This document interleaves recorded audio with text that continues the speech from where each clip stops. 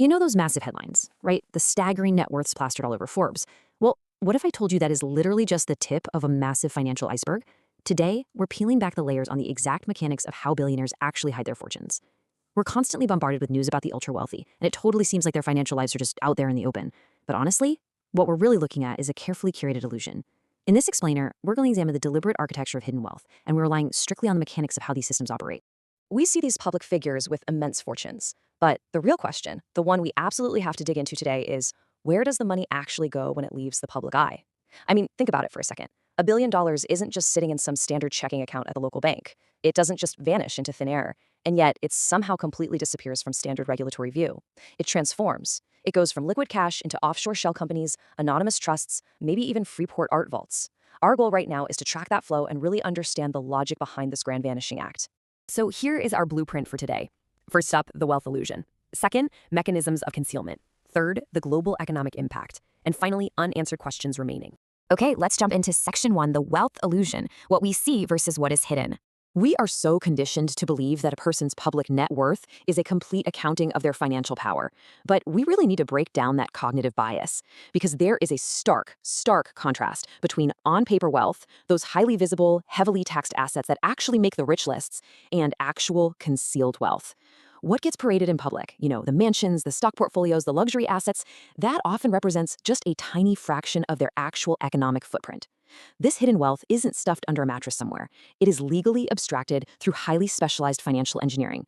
It operates completely out of view, specifically because it's intentionally separated from the individual's name to bypass public scrutiny and standard regulatory constraints.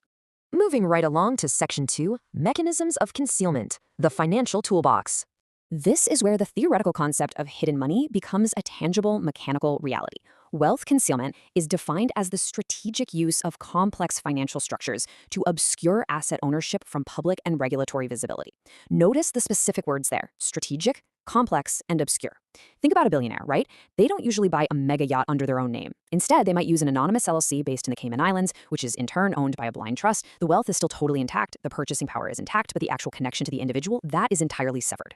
It is essentially a 3-step playbook for taking visible wealth and layering it behind structural walls. Step 1, accumulate public wealth. Say you take a company public or sell a massive real estate portfolio, boom, that wealth is highly visible. Step 2, employ concealment mechanisms. You aggressively route that new capital through those complex structures we just talked about, which leads straight into Step 3, obscure true ownership. You now hold indirect control. To the public or the IRS, the billionaire basically vanishes, replaced by this crazy maze of corporate entities. Now for section 3, the global economic impact, beyond the individual. What actually happens when you multiply this process by thousands of ultra-wealthy individuals across the globe?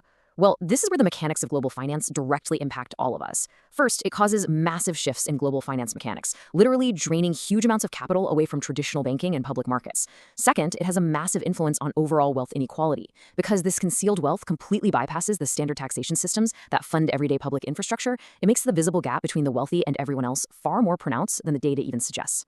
And third, the creation of a parallel hidden economy.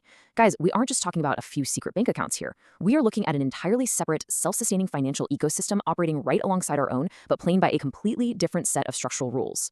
Which brings us to our final part today, section 4, unanswered questions remaining, the future of hidden wealth. So the ultimate question we're left with is this: how will the mechanics of our global economy adapt to this hidden wealth moving forward?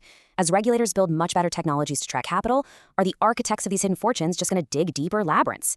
This ongoing cat-and-mouse game between financial transparency and the fundamental desire for wealth concealment is without a doubt going to be one of the defining economic narratives of our time.